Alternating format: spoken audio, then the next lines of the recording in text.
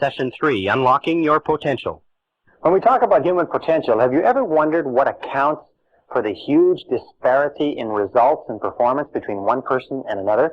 You know, a person who's making $250,000 a year is not 10 times smarter or better than a person who's making $25,000 a year. Why is there 10 times the difference in income? And you go all the way up the ladder to a person who's making $2.5 million a year.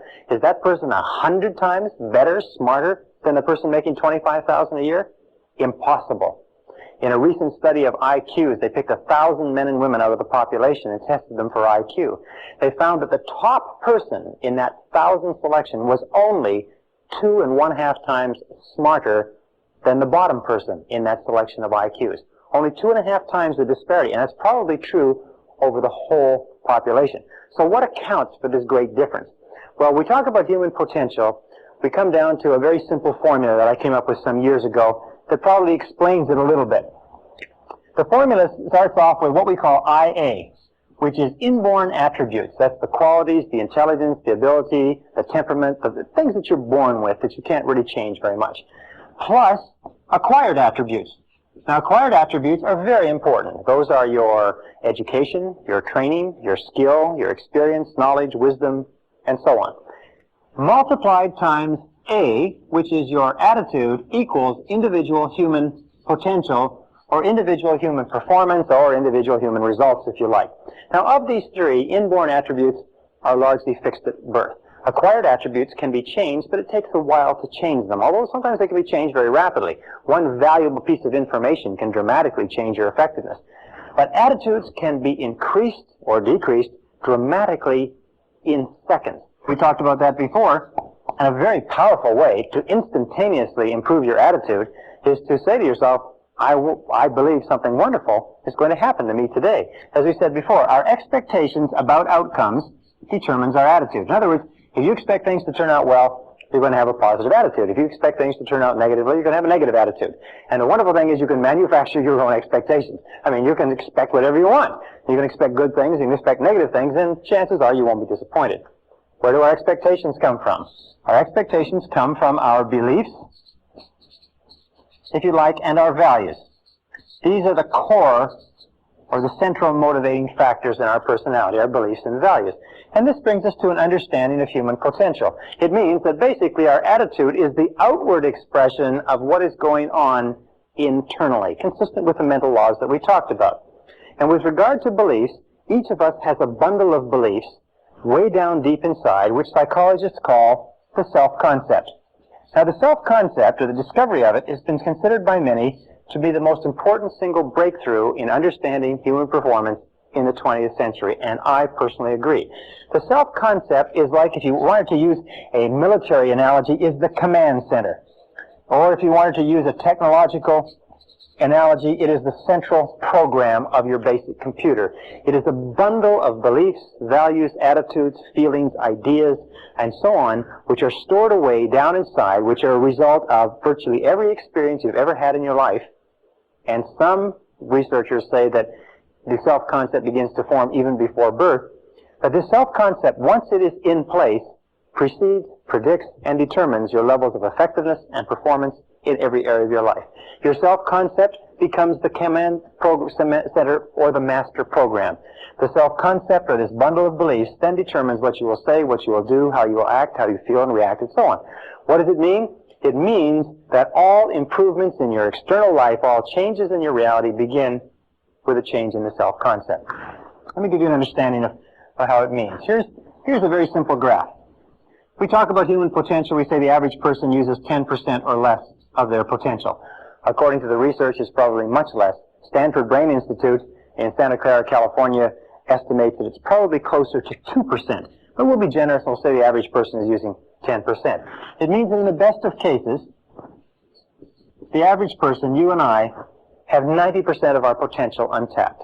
One of the great philosophers, Oliver Wendell Holmes, said the great tragedy of the average person is they go to their grave with their music still in them. They're still functioning on far, far less of their potential. So this is human potential. We find there's a direct relationship between human potential and the self-concept.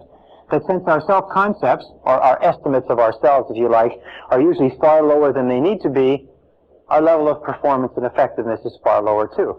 And we know that our self-concept is largely subjective. What does that mean? It means that the self-concept, what we believe to be true about ourselves, is really not based in reality. It's based on information that we've taken in. People who win lotteries are often flat broke 2 or 3 years later. They just burn the money because the money is far beyond their self-concept. If you go 10% or more below your self-concept level of income, you find yourself scrambling. You work harder. You work longer. You think more creatively. You look at different ways to increase your income or second income opportunities. The only way to improve any part of your life, including your income, is to raise your self-concept level of income by beginning to think about yourself continually in terms of earning more money. If you want to lose weight, the only way you can lose weight is what? Is to think thin, by beginning to think of yourself as a thinner person. If you want to become a more popular, a more loving, a happier person, a healthier person, you have to begin to think over and over about those things until they become part of your new self-concept. And we'll talk about that a little bit later. It's an essential part of programming your mind for success. Your overall self-concept is determined by the average of your self-concepts in all the areas that you consider important. Now, your self-concept is made up of 3 critical parts. The first part of the self-concept is the self-ideal. The self-ideal is yourself as an employee, how much you like yourself as a boss, how much you like yourself as a money earner, a professional speaker, an athlete, and so on. How much you like yourself, your level of self-esteem, your overall emotional feeling about any area of your life determines your performance and effectiveness in that area. Wonderfully enough, since you become what you think about, your self-concept is malleable, your self-esteem can be built by repeating over and over again, I like myself. I like myself. I like myself. I like myself. I like myself. I like myself. The more you say, I like myself, I like myself, I like myself, the more you repeat that over and over again, the more your self-esteem goes up. The more your self-esteem goes up, the more your overall self-concept goes up. When your overall self-concept goes up, you perform better at everything else that you attempt. That every single time you say, I like myself, I like myself, I like myself, I like myself, I like myself, it's like pumping yourself up psychologically. Everything that happens that causes your self-esteem to go up causes you to perform better. Everything that happens that causes your self-esteem to go down causes you to perform worse, make more mistakes, be unhappier, and so on. Now, a critical point about liking yourself, about self-esteem and self-liking, is that number one is you can never like or love anybody else more than you like or love yourself. That your level of self-esteem is the determinant of the quality of the relationships you have with others. And number two is you can never expect anybody else to like or respect you more than you like or respect yourself. That how much you like and respect yourself determines their attitudes toward you. Every single school of psychology today is coming to agreement on the fact that how much you genuinely like and accept yourself as a valuable and worthwhile human being has an effect on everything that happens to you. How much you like yourself. And what you can do is you can improve your self-esteem by saying, I like myself, I like myself, I like myself, I like myself, I like myself. Well, this brings us to the question of where does self-esteem, where does the self-concept come from? And we found that self-concept, if anything, self-concept is malleable in that you are not born with a self-concept. Is that you're not born with any idea of yourself. You're not born with self-image or self-esteem, that you're born in a way as pure potential. It's probably the best way to put it. The average person comes into the world as pure potential and has no self-concept. That everything you are today, every feeling that you have, every attitude or value, you had to learn over the course of your lifetime. We also know that the child comes into the world with a very high need for love and touching. And a tremendous amount of research indicates that we need a lot of love and touching all of our lives, but especially in our formative years, because as a child, we learn who we are, how valuable we are, whether we're important, intelligent, attractive, lovable, funny. We learn all of these things by the way our parents treat us. If our parents, our siblings, our aunts and uncles, but especially our parents, treat us like we're really important kids, then we grow up thinking that we're really important. If our parents do not, then something else happens. We know that the first few years of life are the most important in developing the self-concept. That the child starts off at 0 when the child is born with no idea of who she is or who he is or how valuable they are, and in the first second, driving down that healing concrete deep into the foundation of our personality. Remember, children need love like roses need rain. Children that are deprived of love often die of love starvation. It's a disease called marasmus. Now, what else do we know about children? We know that children come into the world with 2 remarkable attributes. The first is that they're fearless. Children are born with no fears. They're not afraid of anything except falling and loud noises. And this is expressed in the attitude, I can. Children come into the world believing they can do anything. And anybody who's ever raised a child to the age of 3 or 4 or 5 knows you have to spend those first few years stopping them from killing themselves because they're little kamikaze pilots, because they're not afraid of anything. The second attribute is they come into the world completely spontaneous. They say what they want, they do what they want, they are completely uninhibited. They just are completely unafraid, they do anything that they want, and this is expressed in the attitude, I don't have to. I don't have to. If you ever try to control a child, you'll find that the attitude of a young child, the first thing they say, we begin to develop negative habit patterns. Negative habit patterns are conditioned responses to stimuli. Negative habit patterns develop very early in life. They're developed as a result of a repetition of fear and pain over and over again. They're developed as the result of destructive criticism, physical punishment, and so on. Very early in life, we begin to develop two major manifestations which follow us throughout our lives and, more than anything else, inhibit our potential as adults. The first is what is called the inhibitive negative habit pattern. The inhibitive negative habit pattern is learned when the child is told over and over again, don't. Get away from there. Stop. Leave that alone. And the child is punished. Whenever the child tries something new or gets into something or smells something or pours something over or breaks something accidentally, the parent blows up and gets angry and upset. You see, the child is driven by an insatiable curiosity to explore his or her world. And what happens is when they do explore it and they get into something, they tip something over, if the parent overreacts and spanks the child, we feel like withdrawing and getting away from the event. And the fear of failure is the major reason for failure in adult life.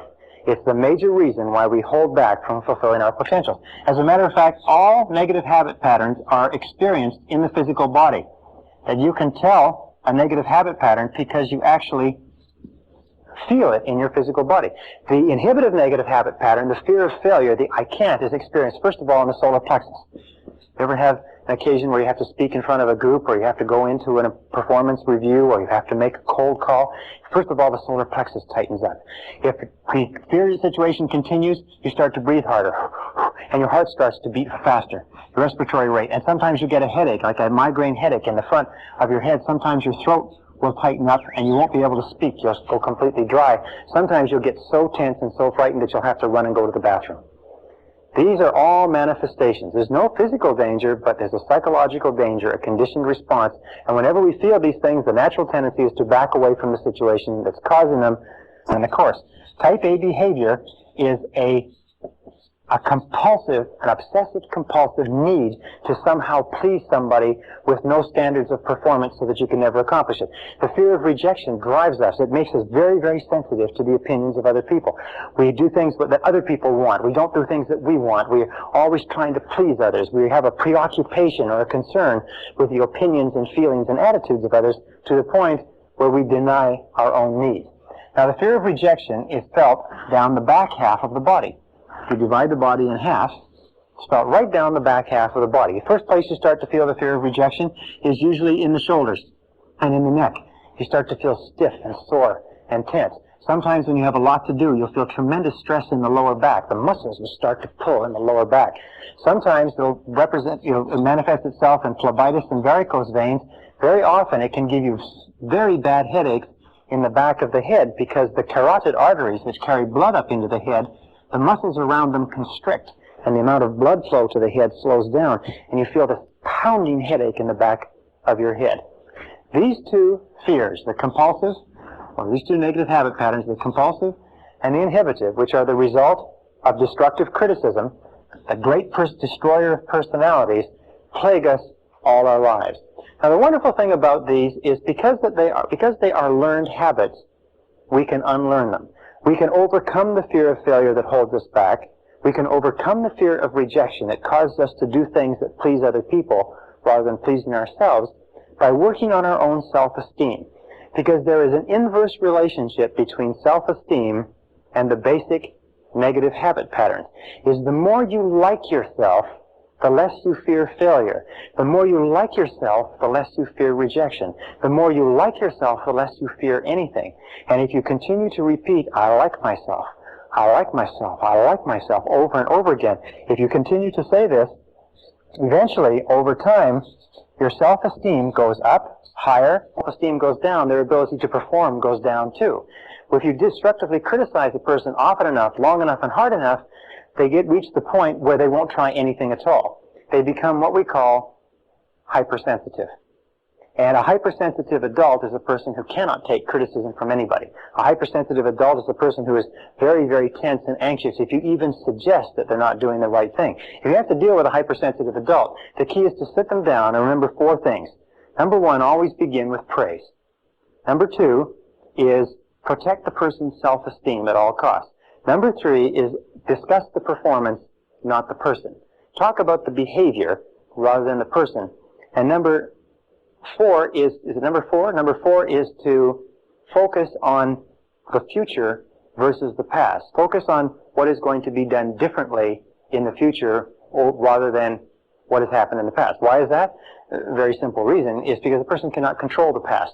Not being able to control the past, any criticism over what they've done in the past causes them tremendous stress and frustration, which will make the people around you like, love, accept, and respect themselves, and you'll create a peak performance environment. It is the starting point to great success and achievement in life. So say over and over to yourself, I like myself. I like myself. I like myself. I like myself.